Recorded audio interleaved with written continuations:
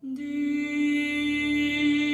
monk wakes before sunrise on a small island off the English coast. He has lived here for 20 years. He will be dead before noon. He does not know this yet. None of them do. It is the 8th of June, 793 AD. The monastery on Lindisfarne holds gold crosses, silver chalices, and manuscripts decorated with jewels. Monks have lived here in peace since the year 635. They keep no weapons. They have no walls. The nearest army is days away on the mainland. In 150 years, not a single act of violence has touched this place. That changes in the next hour. 3 ships appear on the horizon. They move fast, driven by dozens of oars striking the water in unison. Their sails are dark. At the front of each hull, a carved wooden serpent stares forward with hollow eyes. The men on board carry axes, swords, and round-painted shields. They have crossed the North Sea for something very specific. They know exactly what is inside this monastery, and they know no one is protecting it. The ships reach the shallows just after dawn. Armed men pour onto the sand and move toward the buildings without hesitation. The monastery doors are broken open from the outside. A monk clutching a wooden cross is cut down in the entrance. Gold is ripped from the altars. Silver is stuffed into leather sacks. Manuscripts that took decades to complete are thrown to the floor. The only thing worth taking is the metal on their covers. By midday, the island is silent again. Smoke lifts from the ruins. The tide washes blood from the sand. The ships are already gone, vanished east into open sea. No one in England knows where these men came from. No one knows why they chose this place. And no one has any idea that this is only the beginning. The men who destroyed Lindisfarne did not come from a powerful empire. They had no written language, no cities, no central government. They came from the frozen edges of northern Europe, a stretch of coastline so harsh that farming alone could not keep a family alive. The growing season lasted barely 4 months. What little farmland existed was already claimed by chieftains and passed down to their eldest sons. A second son inherited nothing. A third son did not even have a name worth remembering. So these men built ships instead. And their ships changed everything. A single longship could carry 70 warriors across open ocean, navigate a river shallow enough to wade through, and still be light enough for 8 men to lift it over land and drop it into the next waterway. Nothing else on Earth could do this.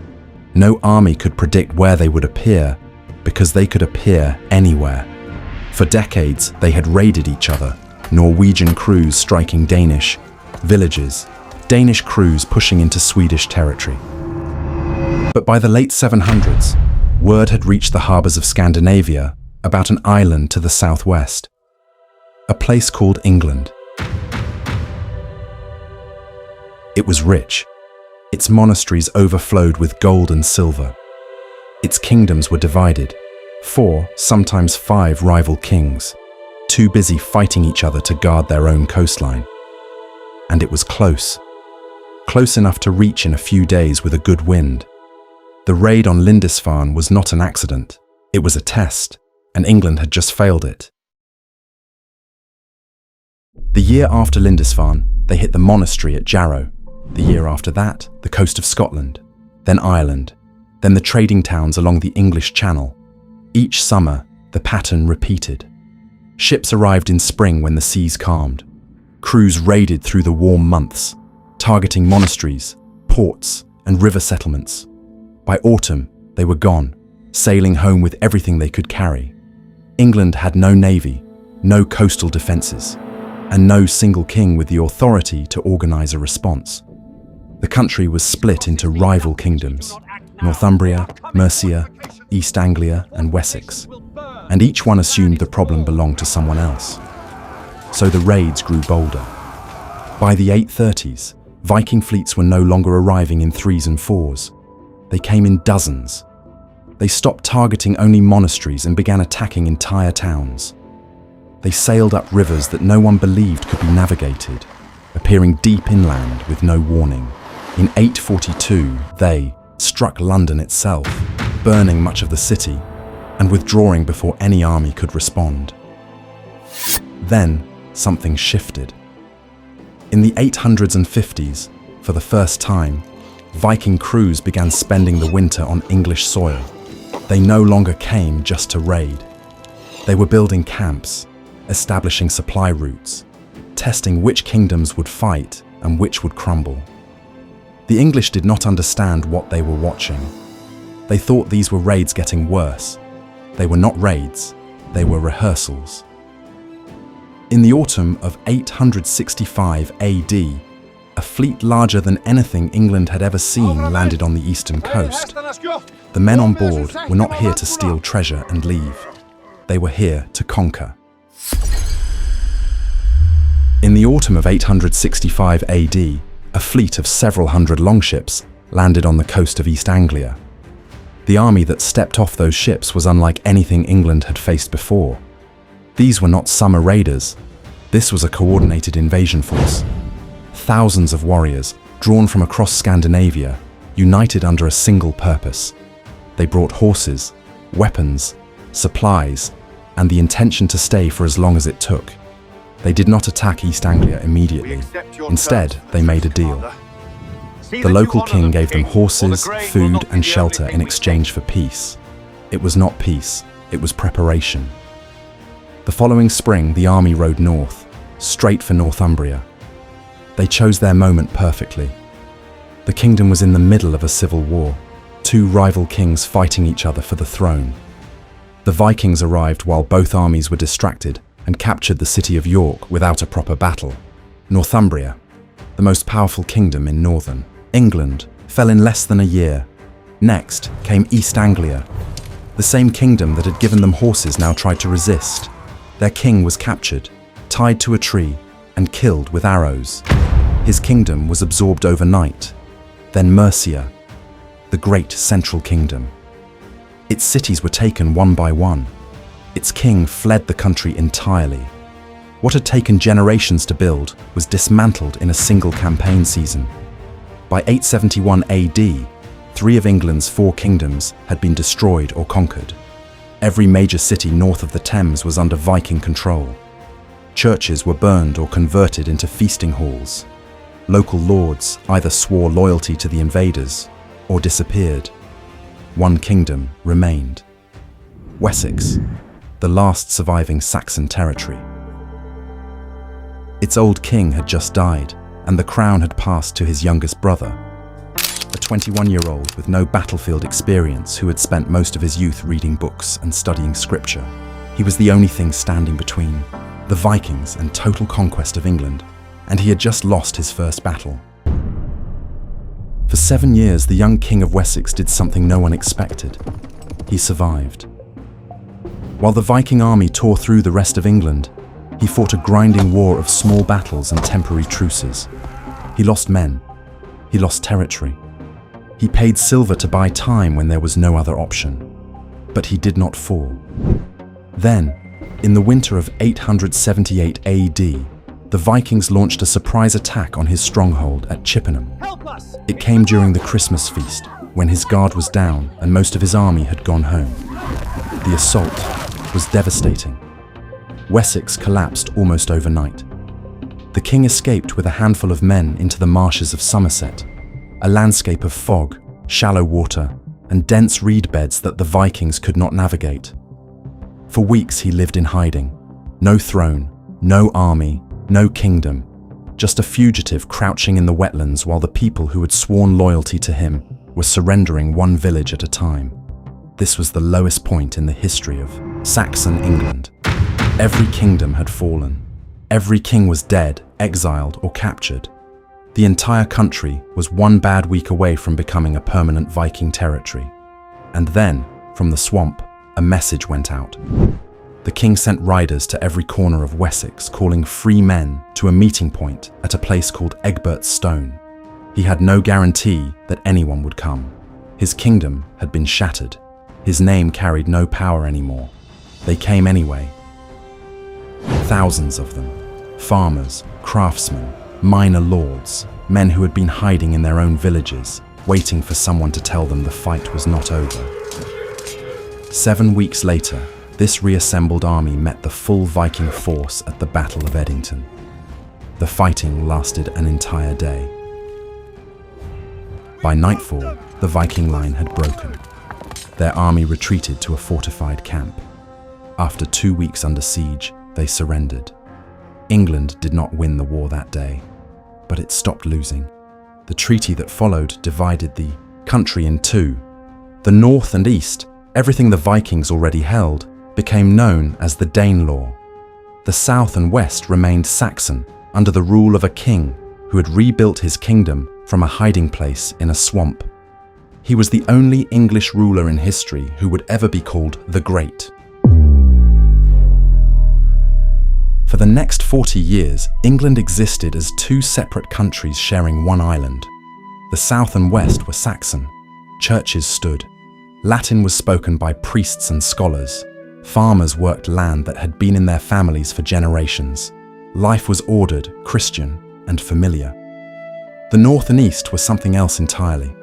In the Danelaw, old English estates were divided among Scandinavian settlers who brought their own language, their own gods, and their own way of settling disputes. Villages that had once answered to Saxon lords now operated under Norse law, where a man's reputation was decided not by his bloodline, but by the oath of his neighbours. The two cultures bled into each other slowly. Saxon merchants learned enough Norse to trade in York. Danish farmers married local women and baptized their children. Towns that had been burned during the invasion were rebuilt with a mixture of English stone and Scandinavian timber. Even the language began to merge. Hundreds of everyday English words used today, from sky to knife to window, entered the language during this period. It was not a peaceful coexistence. It was an uneasy one. Both sides knew it could not last. And in the south, the heirs of the Great King were already making plans to take it all back. The Great King died in 899 AD. He left behind a kingdom that was battered but unbroken, and a family that had no intention of settling for half a country. His son took the throne of Wessex and immediately began pushing north. Town by town, fortress by fortress, he reclaimed territory that had been under Viking control for a generation. He did not do it alone. His eldest daughter had married the Lord of Mercia. When her husband died, she did not step aside. She took command of the Mercian army herself, building fortifications, planning campaigns, and leading assaults on Viking strongholds across the Midlands. Saxon chronicles recorded her victories alongside those of any king. In a world that expected women to mourn and withdraw, she became one of the most effective military commanders England had ever produced. Between brother and sister, the Danelaw was shrinking year by year.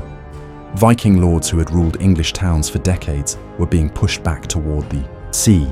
Some fought, some negotiated, some simply abandoned their holdings and sailed north. By 927 AD, the next generation had finished the job. The Great King's grandson marched into York, the last major Viking stronghold in England, and claimed it without a fight. For the first time in history, a single ruler controlled everything from the Scottish border to the English Channel. England did not exist as a concept before the Viking invasion. It was 4 separate kingdoms that rarely cooperated. The crisis that nearly destroyed them is exactly what forced them to become one country. But the story was not over. The North still remembered its Viking roots. And across the sea, Scandinavia was watching. For 50 years after the Reconquest, England held together. The Viking threat seemed to belong to a previous century. A new generation had grown up knowing nothing but peace. Then, in 980 AD, the longships returned. This time, They were not disorganized war bands looking for easy targets. These were professional armies, backed by Scandinavian kings, equipped with better weapons, larger fleets, and a clear political objective. They did not want treasure, they wanted the country. The English king had no answer. Rather than fight, he chose to pay. Enormous sums of silver, tens of thousands of pounds, were handed over in exchange for the Vikings leaving. The payments were called Danegeld. It did not work. The silver only proved that England was rich and its leadership was weak.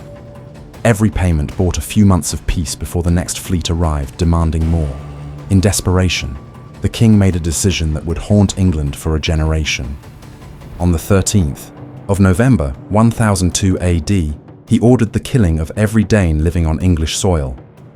Men, women and children, settlers who had lived in England for decades, were hunted down and murdered in a single coordinated massacre. Among the dead was the sister of the most powerful king in Scandinavia. The response was total war.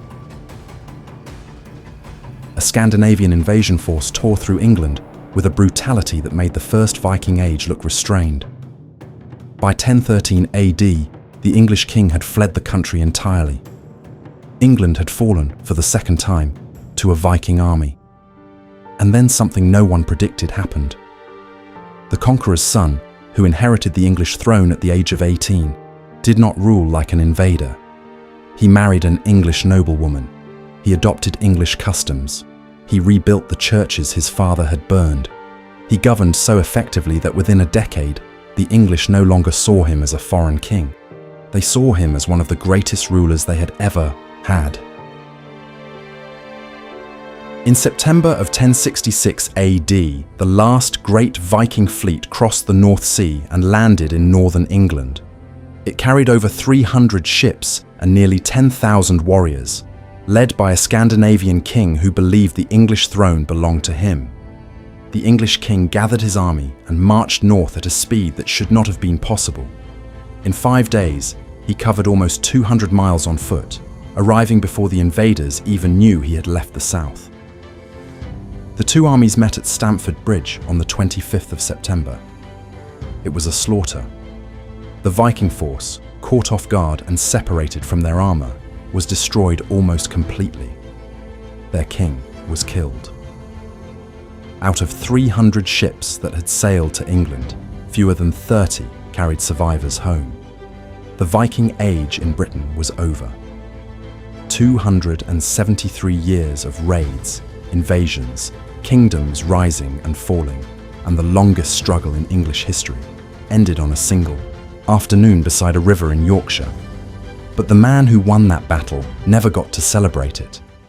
3 days after Stamford Bridge, a message arrived from the south. Another army had landed on the English coast. This one was not Viking. It was Norman, led by a duke from northern France who also claimed the English throne. The exhausted English army turned around and marched 250 miles south in less than 2 weeks.